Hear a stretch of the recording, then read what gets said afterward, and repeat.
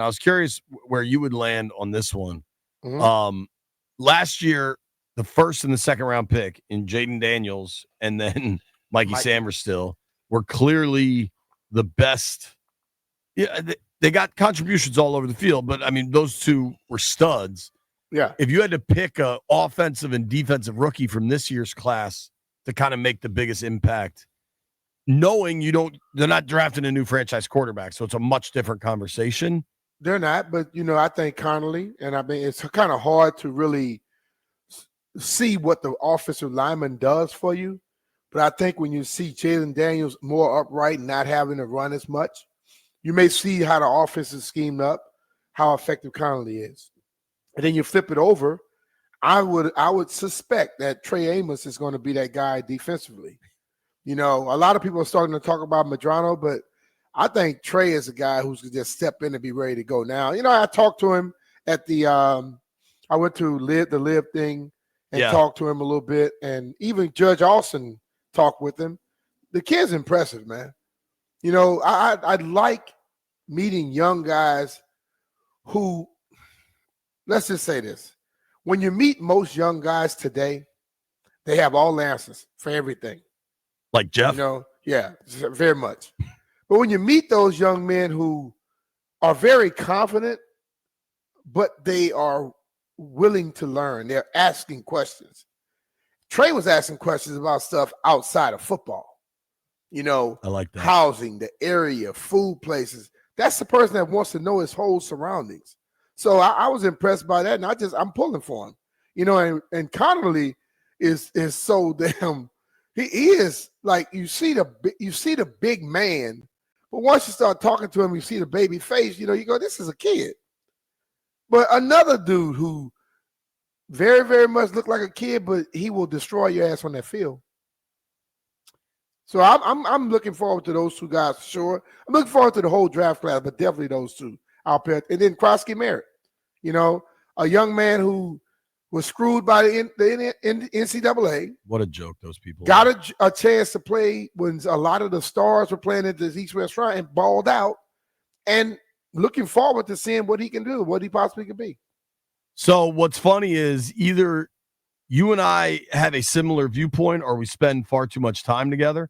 That may be it. I mean, I sat in a car with you for over 10 hours. Hell. Seriously, 1,000 miles.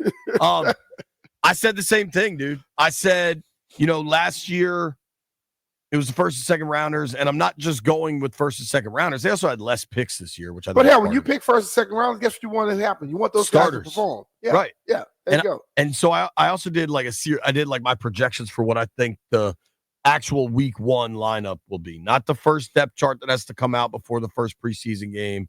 Not what people might see that first week of training camp when fans are out there, but like what week one looks like. And I said, I think Connerly's your right tackle out of the gate, and I think that helps a tremendous amount. Last year, first half of the season, they got some really good play on the offensive line. But after that, injuries started to pile up, and the offensive line really started to slow down, I would say.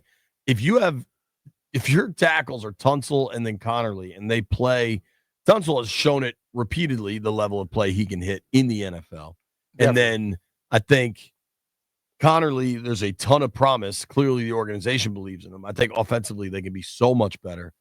And B, I think Amos starts in if everything breaks right. I think Amos starts opposite Lattimore as your two outside corners, and Mikey's able to move back inside and kind of move around a lot more, which is a great situation for him. Yep. And I think it's just a super exciting situation. Amos was my favorite draft pick.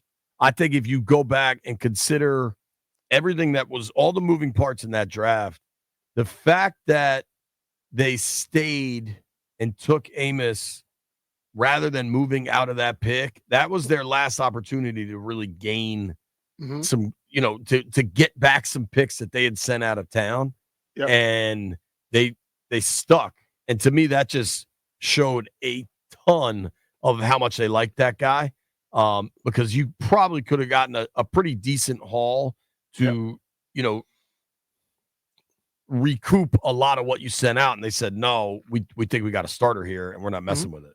Yep, totally. And then, I think what happens The back is of the second round, sorry. You look at Amos is backing up Lattimore. Amos and Lattimore, possibly Amos and Lattimore being the starters. Mikey being the nickel guy. But you know what? You got a legitimate outside guy that can back up too in Mikey. We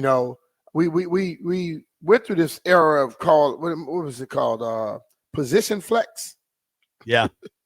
And normally the guys weren't good at either the positions they were trying to play them at. Now you got guys that have shown what they can do.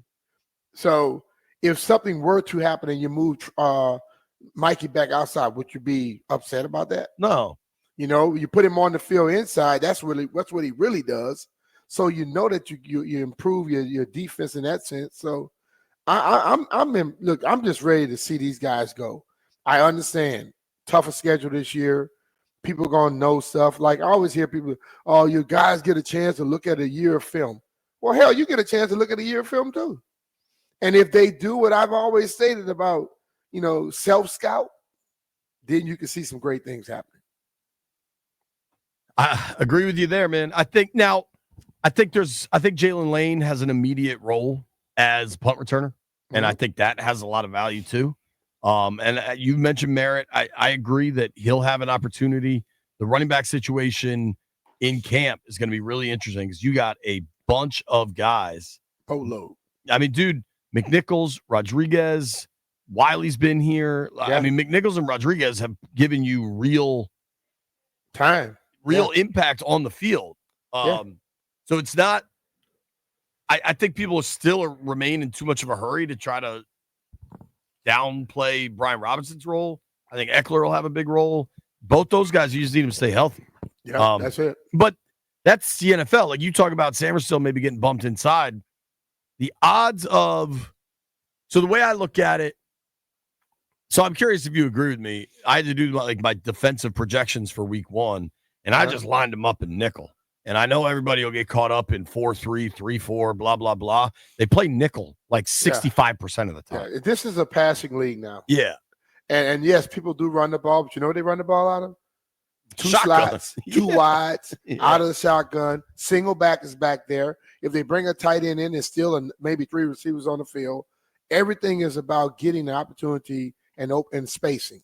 So every defense plays nickel more because if you put too many big guys out there, you're at a disadvantage.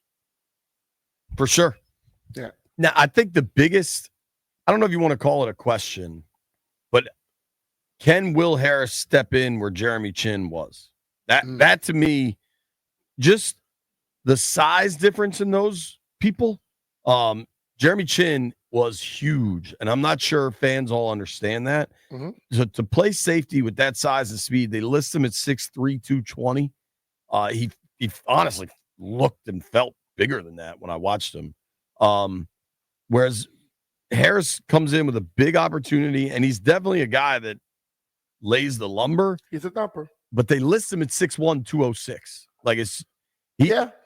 He's been fairly durable in his career, but Chin was getting 100% of defensive snaps. Last year was the most durable Chin had ever been. Mm-hmm. I think Chin was quite good for them. I think they need Harris to keep that up. I also think of some of the younger guys that I think could flirt with.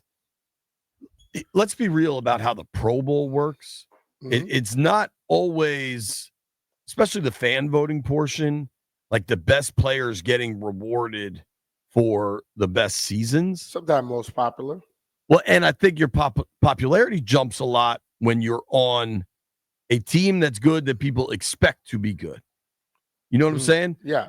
Last year, nobody expected Washington to be good. So then when they were, it was oh, wow, look at that. Whereas this year going in, people are going to be paying a lot more attention to a guy some of the guys I think that could pop here would be Quan Martin, Biotish, I think could.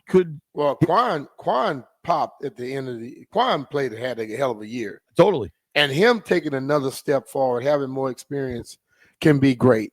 I'm saying getting into that Pro Bowl alternate discussion. Yeah. Yeah, but Chin, the thing you mentioned about Chin being big and this, that, and the other, B. Dawkins wasn't very big. Sure. but he'll knock your jock off. Okay, he will make you think twice about coming across the middle again.